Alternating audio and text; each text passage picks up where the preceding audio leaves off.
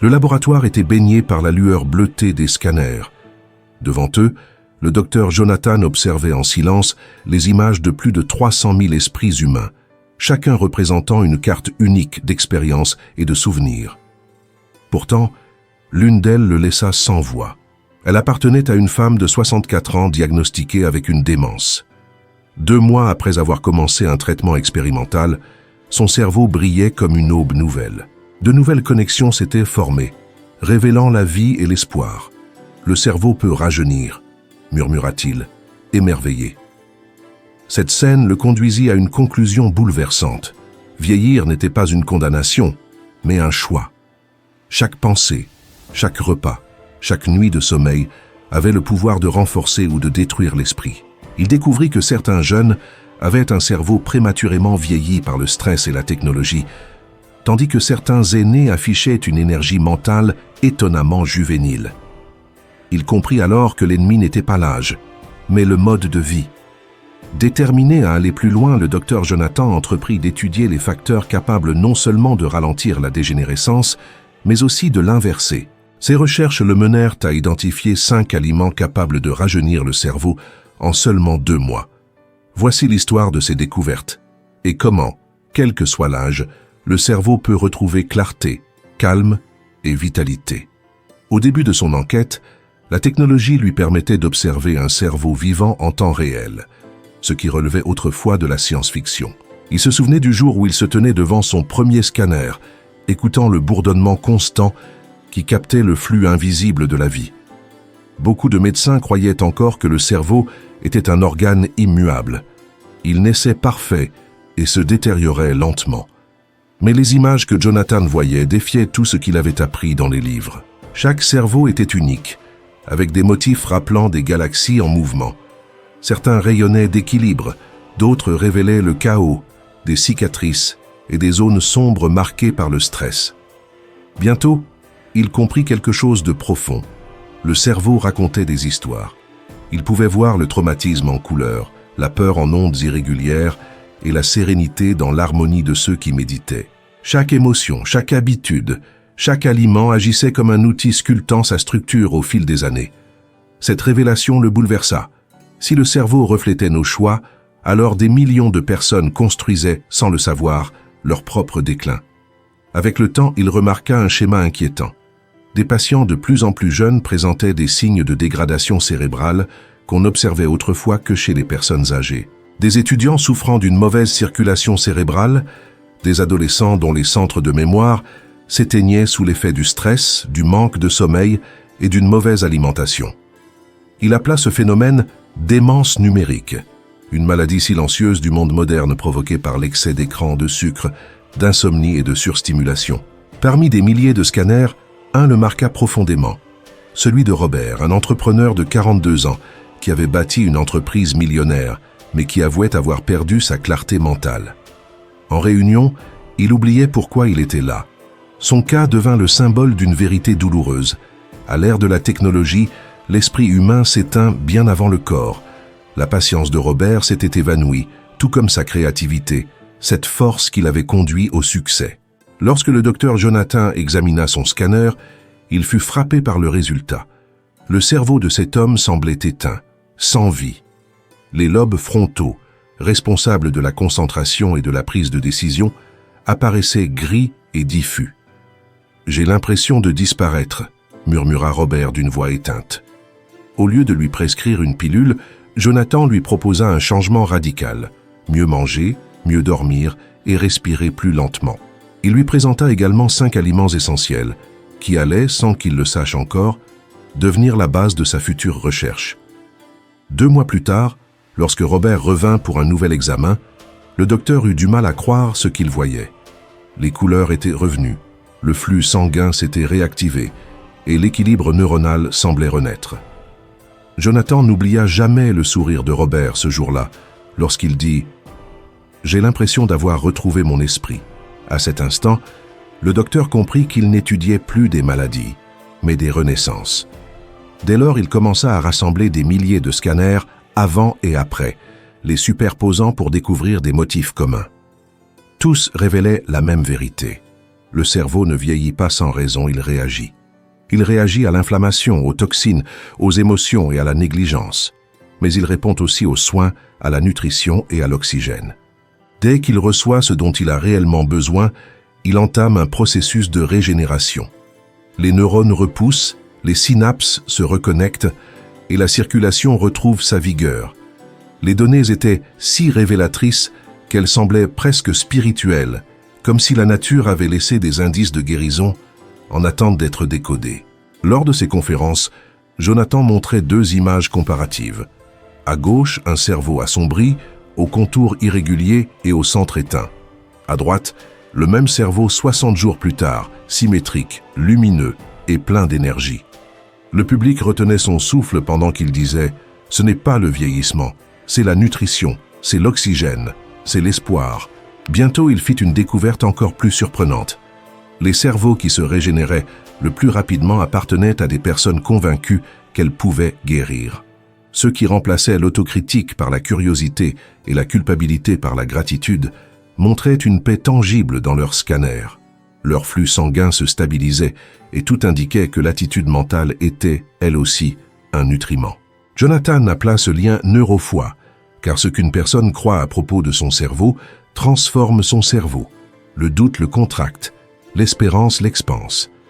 Malgré les preuves, le monde extérieur continuait de résister. La plupart des gens cherchaient encore des pilules plutôt que des plantes, des solutions rapides plutôt que le soin de soi. Les files d'attente des fast-foods restaient plus longues que celles des étals de fruits, mais ceux qui osaient suivre ces recommandations prouvaient qu'il avait raison.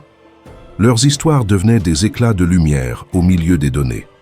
Après 20 ans de travail, la clinique du Dr Jonathan s'était transformée en un centre de guérison où des personnes venues du monde entier affluaient, non pas seulement pour survivre, mais pour se retrouver elles-mêmes.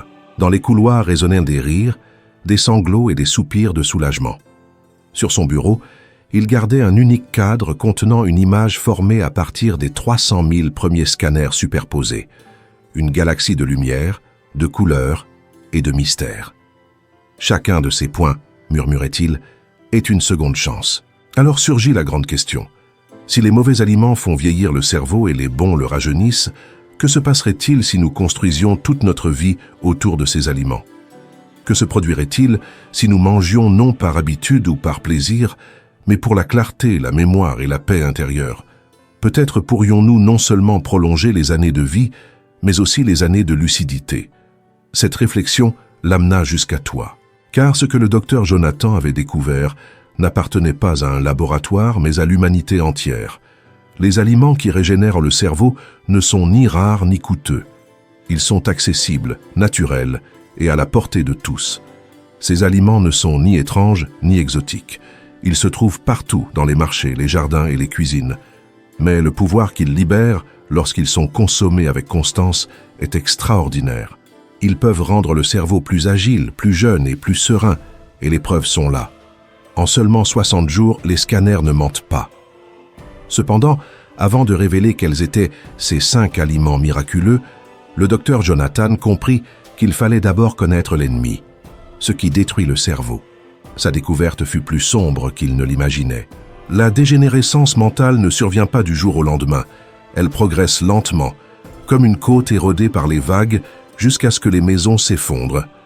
Pendant des années, Jonathan pensa que la perte de mémoire n'était qu'une conséquence du vieillissement, mais en comparant les scanners d'adolescents, d'adultes jeunes et de personnes âgées, il vit les mêmes schémas de dégradation, des décennies avant ce qui était prévu. Les lobes frontaux de certains jeunes de 19 ans étaient aussi usés que ceux d'un fumeur de 60 ans. La cause n'était pas le temps, mais le mode de vie moderne. Manque de sommeil, surstimulation numérique, alimentation ultra transformée et stress constant. Tout cela accélérait le vieillissement cérébral à une vitesse inimaginable. Jonathan commença à l'expliquer à ses patients avec une métaphore simple. Ton cerveau est comme une forêt. Chaque pensée, chaque respiration et chaque bouchée peut soit l'arroser, soit l'enflammer. Lorsque ses patients se plaignaient de fatigue, d'irritabilité ou de perte de mémoire, il leur montrait les scanners, des zones où le flux sanguin s'affaiblissait, semblables à des arbres fanés dans une forêt asséchée. Certains pleuraient, d'autres riaient nerveusement, mais tous posaient la même question. Peut-il repousser? Sa réponse était claire. Oui, le cerveau humain possède une merveille cachée appelée neuroplasticité, la capacité de créer de nouvelles connexions, même à un âge avancé. Il montrait des images prises à quelques semaines d'intervalle, et le changement semblait magique. Mais ce n'était pas de la magie, c'était de la biologie pure. Lorsqu'on élimine les aliments inflammatoires, qu'on augmente la consommation d'antioxydants et d'acides gras oméga 3, qu'on dort profondément et qu'on réduit le stress, le flux sanguin revient dans les zones obscures et les neurones se reconnectent. La forêt refleurit. Mais la plupart des gens ne donnent jamais cette chance à leur cerveau. Ils vivent prisonniers d'un cycle de confort. Petit déjeuner chargé de sucre et de caféine, déjeuner pris à la hâte dans la voiture, soirées illuminées par des écrans qui bloquent la mélatonine et empêchent le repos. Les dégâts s'accumulent en silence. À 40 ans, ils rient de leur trou de mémoire. À 60, ils oublient des conversations entières. Sans s'en rendre compte, ils affament l'organe qui définit qui ils sont. Jonathan se demandait sans cesse pourquoi personne n'enseignait cela à l'école.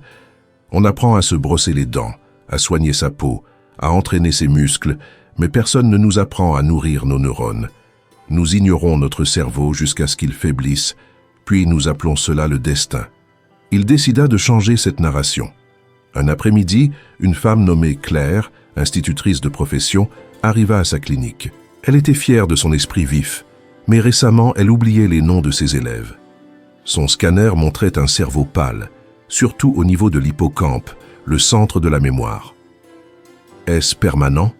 demanda-t-elle, inquiète. « Seulement si tu continues à le nourrir de la même manière », répondit Jonathan. Il lui prescrivit une thérapie différente, couleur, texture et saveur. Il lui demanda de manger comme si elle reconstruisait une œuvre d'art.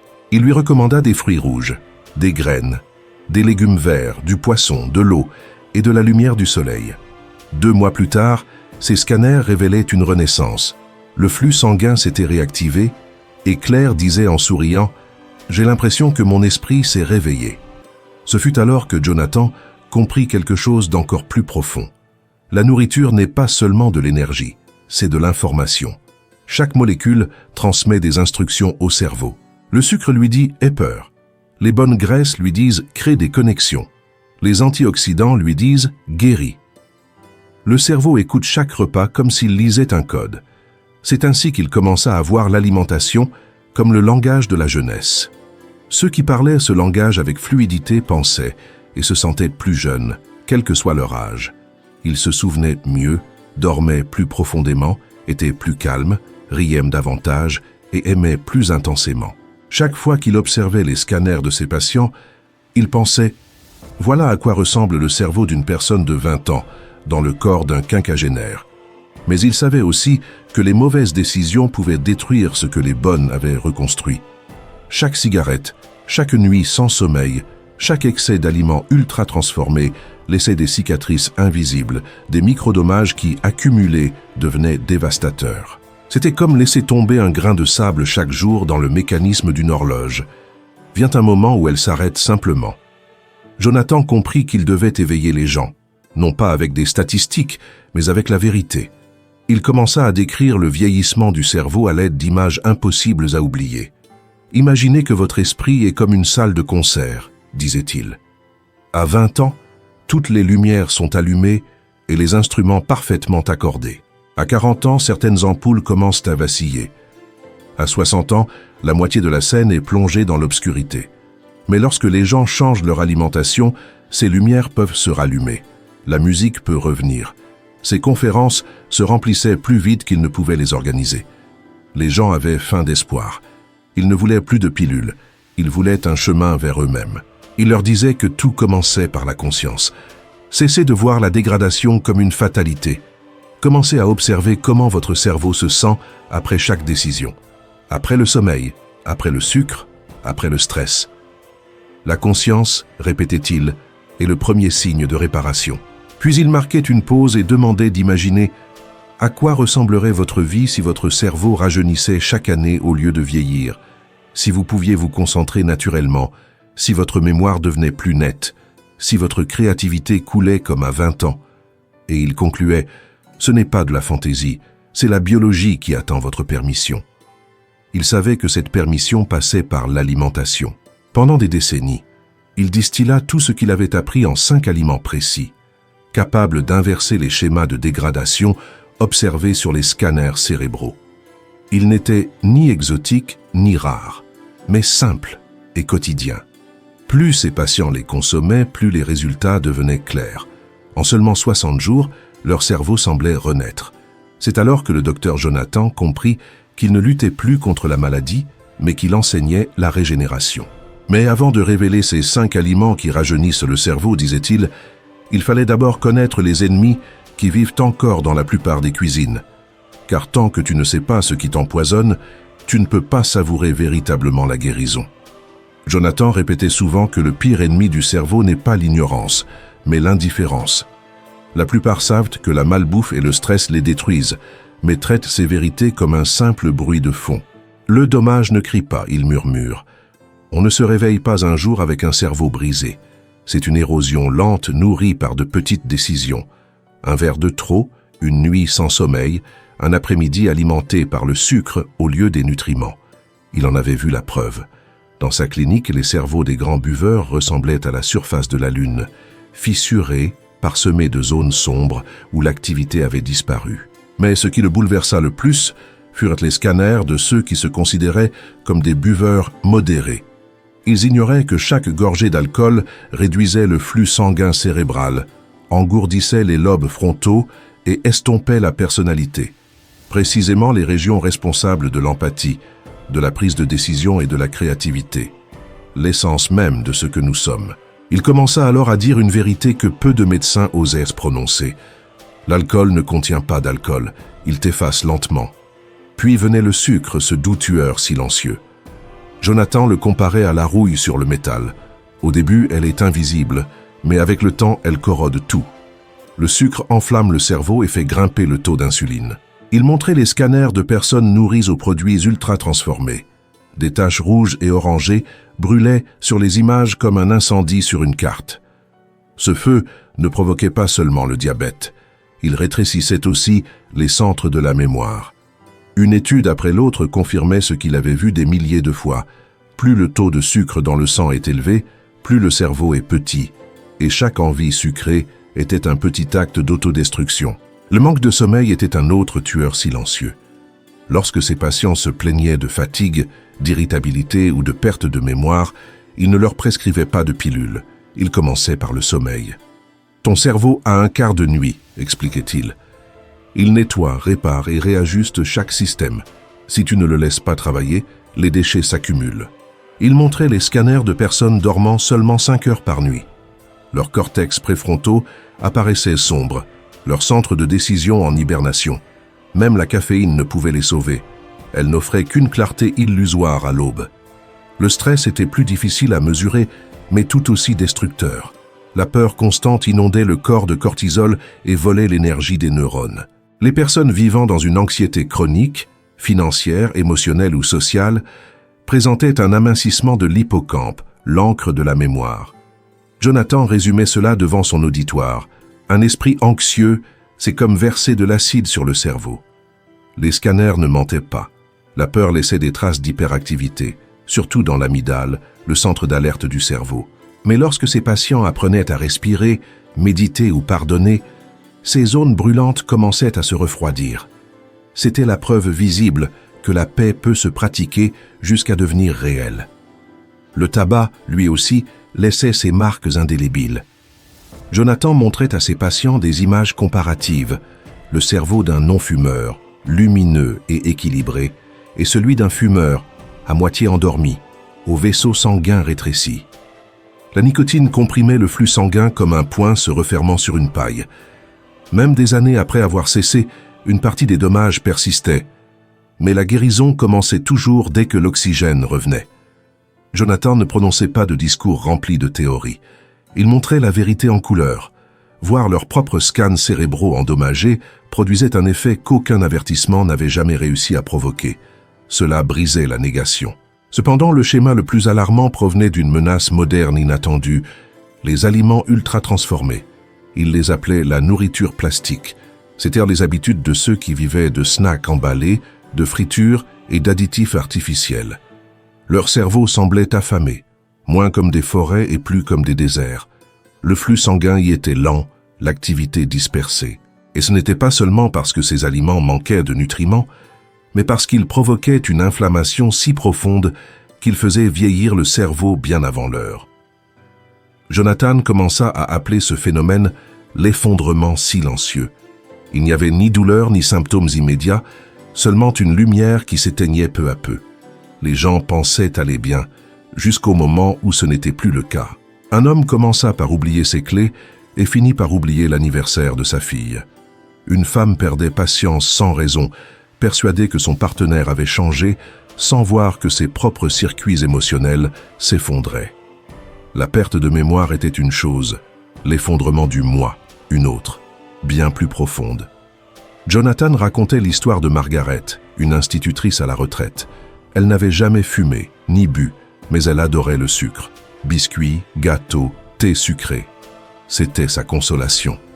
Lorsqu'elle arriva à la clinique, se plaignant de fatigue et d'oubli, son scan ressemblait à celui d'une personne atteinte d'une démence précoce. Il lui demanda de passer 60 jours sans sucre, en le remplaçant par des baies et des noix, de boire de l'eau, de dormir 8 heures et de marcher chaque jour.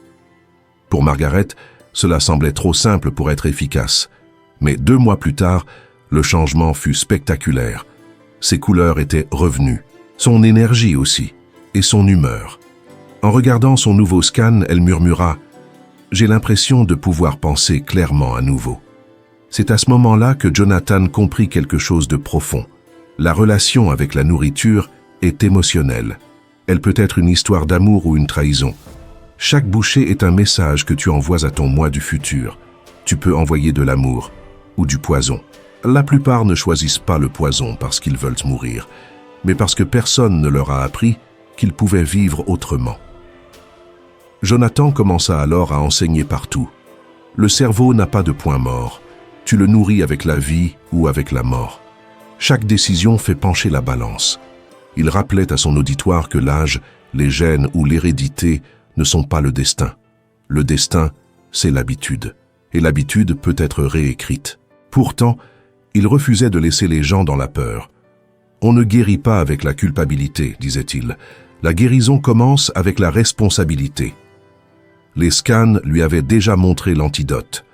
Les cerveaux qui se régénéraient le plus vite n'étaient pas seulement ceux qui avaient arrêté le sucre ou l'alcool, mais ceux qui avaient remplacé le mauvais par le bon. La nature nous avait offert des armes plus puissantes que n'importe quel médicament, cachées dans des aliments simples que la plupart ignorent.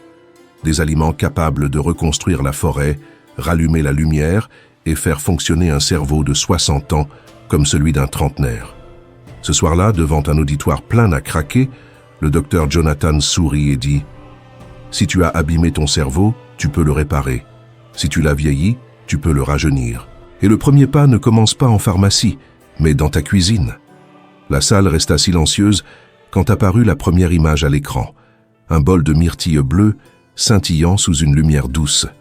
Hier, le docteur Jonathan vécut quelque chose qui allait changer à jamais sa vision du temps et de la guérison. Jusqu'alors, il croyait fermement que le cerveau avait besoin d'années pour se remettre de décennies d'usure. Mais lorsqu'il observa pour la première fois une transformation totale en seulement 60 jours, il comprit qu'il faisait face à une vérité bien plus profonde. Une de ses patientes, une femme de 50 ans qui peinait à maintenir son attention jusqu'à la fin d'une phrase, revint 2 mois plus tard complètement changée. Elle lisait des romans, riait sans effort et se souvenait de dates importantes. Sur ces nouveaux scans, les zones grises autrefois fatiguées s'étaient remplies de couleurs, comme si son esprit était renaissant. À partir de cette expérience, le docteur Jonathan baptisa ce processus la réinitialisation des 60 jours. Selon lui, cette période suffisait pour que le cerveau crée de nouvelles neurones, réduise l'inflammation et retrouve son rythme naturel de pensée. Sa formule, loin d'être un mystère ou une poudre miraculeuse, reposait sur 5 aliments simples que la plupart des gens ignorent, sans savoir qu'ils sont de véritables médicaments pour le cerveau. Le premier, c'était les myrtilles. Petites, légères et riches en anthocyanine, les pigments qui leur donnent leur couleur bleue intense. Jonathan montrait souvent des images comparatives du flux sanguin cérébral avant et après un régime riche en myrtilles. La différence était spectaculaire. Les zones liées à la mémoire brillaient comme une ville illuminée au crépuscule. Il disait souvent « Chaque poignée de myrtille murmure à ton cerveau. Reste jeune. » Il recommandait une tasse par jour, fraîches ou congelées, ajoutées au yaourt, au gruau ou simplement nature. « Elles n'adoucissent pas seulement ton petit déjeuner, » disait-il en souriant. « Elles adoucissent aussi ton avenir. » Le deuxième aliment était le saumon sauvage ou tout autre poisson gras. Lorsqu'il parlait des acides gras oméga 3, il le faisait avec la passion d'un poète décrivant la lumière. « Ton cerveau est composé à 60% de graisse, » expliquait-il. Chaque pensée circule sur des autoroutes de graisse, et lorsque ces routes sont endommagées, tes idées deviennent lentes. Les oméga 3 les réparent. Dans ces études comparatives, ceux qui consommaient des graisses saines présentaient une activité mentale beaucoup plus claire que ceux qui les évitaient. Pour les végétariens, il recommandait des suppléments de DHA issus des algues, tout en insistant toujours, d'abord la nourriture, ensuite les compléments. Le troisième aliment était l'avocat. Pendant des années, il avait été mal compris à cause de sa teneur en graisse, mais Jonathan avait l'habitude de lever une moitié d'avocat et de dire « Ce n'est pas de la graisse, c'est du carburant ». Il expliquait que ces huiles mono-insaturées maintenaient les artères flexibles et permettaient à l'oxygène d'atteindre les zones les plus fines du cerveau. Il racontait l'histoire d'une peintre de 70 ans qui affirmait percevoir les couleurs avec plus d'intensité depuis qu'elle mangeait un demi-avocat par jour. Il plaisantait. Peut-être que l'important n'est pas le vert à l'extérieur, mais le vert à l'intérieur. Le quatrième groupe était constitué des légumes à feuilles vertes comme les épinards, le choucal ou les bêtes. Il les appelait les gardiens silencieux, car ils regorgent d'acide folique, de magnésium et de vitamine K, des nutriments qui renforcent les neurones et stabilisent l'humeur. Lorsque ses patients se plaignaient d'irritabilité ou de fatigue, Jonathan demandait souvent « Combien de fois par semaine manges-tu quelque chose de vert ?» La réponse était presque toujours « presque jamais ». Il répondait « Alors ton cerveau a faim de lumière solaire ». Après quelques semaines d'inclusion de ces légumes, ses patients revenaient plus calmes, concentrés et sereins. Le cinquième et dernier aliment étaient les graines et les fruits secs, en particulier les noix et les graines de courge. Les premières apportaient magnésium et zinc, des minéraux associés au calme et à la clarté mentale. Les secondes fournissaient des oméga 3 végétaux et des antioxydants qui protégeaient les délicates connexions cérébrales. Sur le bureau du docteur, il y avait toujours un bocal avec un mélange des deux. Quand il voyait un patient avec une envie de sucre, il proposait le bocal et disait « Remplace le chaos par la concentration ». Pour lui, chaque graine était un petit outil de réparation pour le cerveau. Les graines et les fruits secs agissaient comme de minuscules réparateurs, calmant le système nerveux et améliorant la concentration. Combinés, ces 5 aliments formaient une symphonie pour le cerveau. Les myrtilles apportaient couleur et vitalité. Le poisson maintenait le flux sanguin. L'avocat favorisait la circulation. Les feuilles vertes renouvelèrent l'esprit. Les noix et graines offraient protection. Il ne s'agissait pas de chercher la perfection, mais de nourrir le corps chaque jour pour renaître de l'intérieur. Le docteur Jonathan appela sa méthode le plan de résurrection cérébrale de 60 jours. La première semaine, le corps passait par un nettoyage complet. Pas de sucre, pas de farine raffinée, pas d'huile transformée. Ensuite, il introduisait les 5 aliments essentiels de manière alternée. À la 4e semaine, l'énergie revenait. À la 6e, la mémoire devenait plus aiguisée. Et à la 8e, les scanners montraient des cerveaux rajeunis. Tous les patients décrivaient la même sensation. C'est comme si le brouillard s'était dissipé. Dans des centaines de cas, les résultats coïncidaient. Meilleure circulation, sommeil profond, concentration et équilibre émotionnel. Mais ce qui émut le plus Jonathan n'étaient pas les changements biologiques, mais les changements émotionnels. Quand le cerveau guérit, disait-il, l'âme le ressent aussi. Les gens devenaient plus gentils, plus légers, plus vivants. Lors d'un de ses séminaires, il montra 2 images cérébrales prises à 60 jours d'intervalle. L'auditoire retint son souffle. Les couleurs semblaient un lever de soleil. Jonathan expliquait que c'était la véritable signification de l'amour de soi, prendre soin de son cerveau avec discipline. Le cerveau n'est pas une machine, disait-il, c'est un jardin. Si tu le nourris avec du poison, les ombres pousseront. Si tu le nourris correctement, la vie fleurira. La clarté et la mémoire reviennent peu à peu et la joie s'éveille quand la constance devient habitude. Son message dépassa largement les murs de sa clinique. Des personnes du monde entier partagèrent leurs expériences. Plus d'énergie, meilleur sommeil, pensée plus claire. Les professeurs corrigeaient plus vite. Les étudiants apprenaient de nouvelles langues. Les artistes sentaient leur inspiration revenir. Face à tout cela, Jonathan ressentit un espoir rare. Il pensa, si le cerveau peut rajeunir, peut-être que le monde peut le faire aussi. Il terminait toujours ses conférences avec le même conseil. Pendant 60 jours, traite ton cerveau comme un terrain sacré. Protège-le de ce qui le détruit. Nourris-le comme un roi et laisse-le se reposer comme un enfant. Tu ne penseras pas seulement différemment, tu seras différent. Cette nuit-là, lorsque les lumières du laboratoire s'éteignirent, Jonathan resta à observer les scanners qui brillaient comme des galaxies de vies humaines. Il s'arrêta devant l'image d'un jeune dont le cerveau, auparavant terne et sans vie, irradiait désormais de lumière. Ce n'était pas un miracle, pensa-t-il, seulement la biologie dans son expression maximale. Il se souvint alors de sa première patiente. La femme dont le cerveau éteint avait retrouvé la lumière en seulement 60 jours. Dans la lettre qu'elle lui avait envoyée, elle écrivait « Maintenant, je ne vois pas seulement les couleurs, je peux aussi les ressentir. » Et à cet instant, Jonathan comprit le véritable objectif de son travail. Il ne s'agissait pas seulement de vivre plus longtemps, mais de retrouver la vie pleinement. Dehors, la ville continuait de courir. Les gens s'inquiétaient, se distrayaient, appelaient vieillesse la fatigue et normale l'anxiété. Mais lui connaissait la vérité. Le cerveau ne veut pas mourir. Il ne désire que de l'air, du calme, du silence et des soins. En regardant par la fenêtre, il murmura « Quelqu'un là-dehors commencera ce soir, car ton cerveau entend chaque bouchée, chaque respiration, chaque pensée. Tu le façonnes maintenant, pas demain, pas après, mais maintenant. Demande-toi, avant de dormir, comment veux-tu que mon esprit soit dans 60 jours, éteint et fatigué ou vivant et brillant?